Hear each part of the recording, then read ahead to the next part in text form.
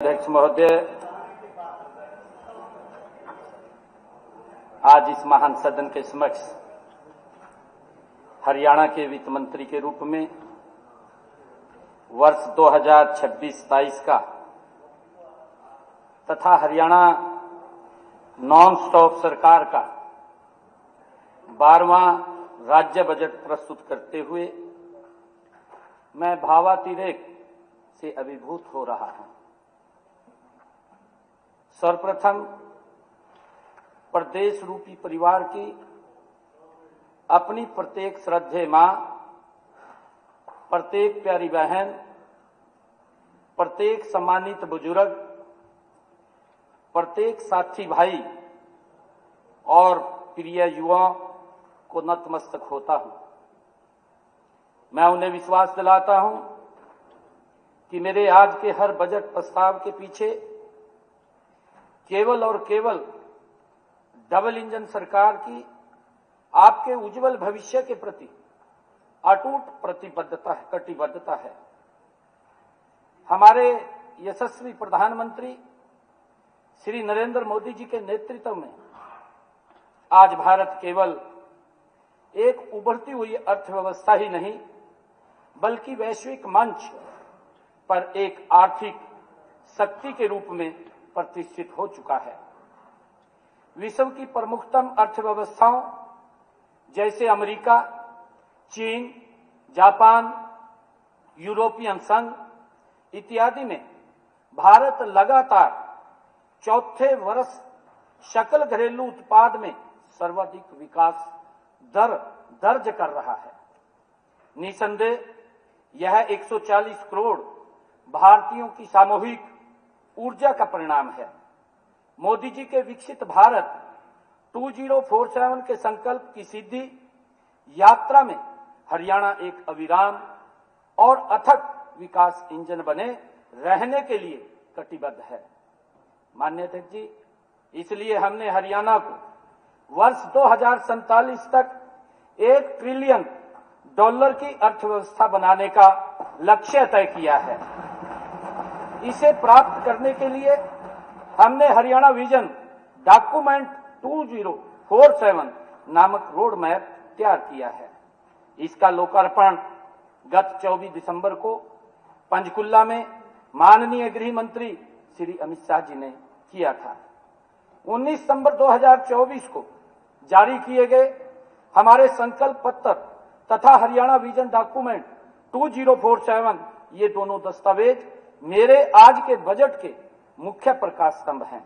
मुझे गर्व है कि हमारे संकल्प पत्र में किए गए 217 वायदों में से आज तक 60 वादे अक्षरशः पूरे किए जा चुके हैं और 120 वादों पर तेजी से कार्य चल रहा है।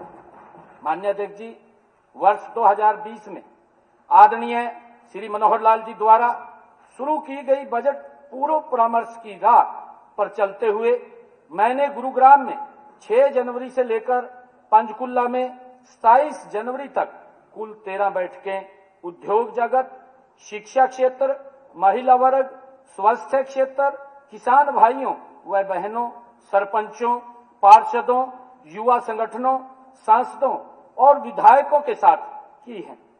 इन बैठकों में मुझे कुल 2199 सुझाव प्राप्त हुए हैं।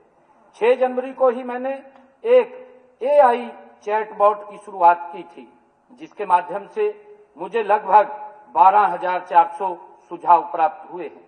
कई सुझाव मुझे ईमेल और पत्रों के माध्यम से और शेष मेरे प्रदेश भर के दौरों के दौरान मुझे मिले हैं। इन सभी सुझावों पर मैंने पूरी गहनता से मंथन किया है। मैंने लगभग 5,000 सुझावों को आज के अपने बजट प्रस्तावों में शामिल किया है। माननीय अध्यक्ष जी, इस प्रकार मेरा यह दूसरा राज्य बजट भी वास्तव में हरियाणा की जनता द्वारा बनाया गया ये बजट है। आपने बजट प्रस्ताव प्रस्तुत करने से पहले मैं 12 महत्वपूर्ण बिंदुओं पर आपका ध्यान आकर्षित करना चाहूंगा। इनमें से पहले 5 बिंदुओं का प्रभाव आपको न केवल इस वर्ष के बजट में बल्कि वर्ष 2031 तक के हर राज्य बजट में लगातार देखने को मिलेगा। और फिर 7 ऐसे बिंदु हैं जो चालू वित्त वर्ष 2025-26 के बजट से संबंधित हैं। माननीय अध्यक्ष जी, वर्ष 2031 तक लगातार जो प्रभावी बिंदु हैं, मैं वे 5 बिंदुओं को बताना चाहूंगा जिनका प्रभाव आपको आने वाले मेरे हर राज्य बजट में मिलेगा। किसी भी राज्य सरकार के बजट में उस वर्ष प्राप्त होने वाले कुल राजस्व का एक महत्वपूर्ण स्रोत होता है केंद्रीय करों से उस राज्य को मिलने वाला हिस्सा। इस हिस्से का पंचवर्षीय निर्धारण एक नए केंद्रीय वित्त आयोग द्वारा किया जाता है। 1 फरवरी 2026 को 16वें वित्त आयोग द्वारा की गई सिफारिशों के अनुसार वर्ष 2026 से लेकर के वर्ष 2031 तक हरियाणा का केंद्रीय करों में हिस्सा अब 1.361% होगा। माननीय अध्यक्ष जी, मैं बताना चाहूंगा कि वर्ष 2005-10 की अवधि में यह हिस्सा 1.075% था। वर्ष 2010-15 की अवधि में यह हिस्सा घट करके 1.048% हो गया था और इसमें वर्ष 2005-10 के मुकाबले हुई वृद्धि में हमारा प्रदेश पूरे देश में 20वें स्थान पर था। वर्ष 2015 से 20 की अवधि में यह हिस्सा और बढ़ करके 1.084% हो गया और इसमें वर्ष 2010-15 की तुलना से यह वृद्धि में प्रदेश में 17वें स्थान पर आ गया था। माननीय अध्यक्ष जी, 15वें वित्त आयोग की सिफारिशों के अनुसार वर्ष 2021 से 26 की अवधि में यह हिस्सा फिर बढ़ करके 1.093% हो गया था 16वें वित्त आयोग की ताजा सिफारिशों के अनुसार। माननीय अध्यक्ष जी, वर्ष 2026 से वर्ष 2031 तक हमारा हिस्सा अब और अधिक बढ़ गया है। अब ये 1.361% रहेगा। वर्ष 2021 से वर्ष 2026 के मुकाबले में यह बढ़ोतरी 24.52% की है। माननीय अध्यक्ष जी, यह वृद्धि देश के सभी 28 राज्यों में सर्वाधिक है। माननीय अध्यक्ष जी, इसके लिए मैं देश के यशस्वी प्रधानमंत्री आदरणीय नरेंद्र मोदी जी, माननीय वित्त मंत्री श्रीमती निर्मला सीतारमण जी व 16वें वित्त आयोग के अध्यक्ष डॉक्टर अरविंद पनगड़िया जी का हृदय की गहराइयों से मैं धन्यवाद करता हूं।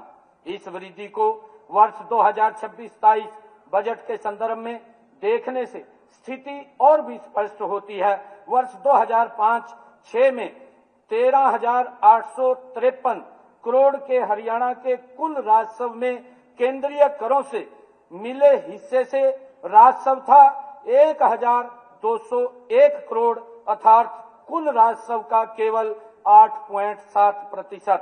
वर्ष 2014-15 के जो 40,799 करोड़ के हमारे कुल राजस्व में केंद्रीय करों से मिले हिस्से से राजस्व था 3,548 करोड़ अर्थात कुल राजस्व का फिर से केवल 8.7%। वर्ष 2024-25 में बढ़कर यह हिस्सा कुल राजस्व का 13.2% हो गया था। वर्ष 2026-27 के आंकड़े जब मैं रखूंगा तो आप देखेंगे कि इस वर्ष हमारे कुल राजस्व का 14.2% केंद्रीय करों से प्राप्त होगा।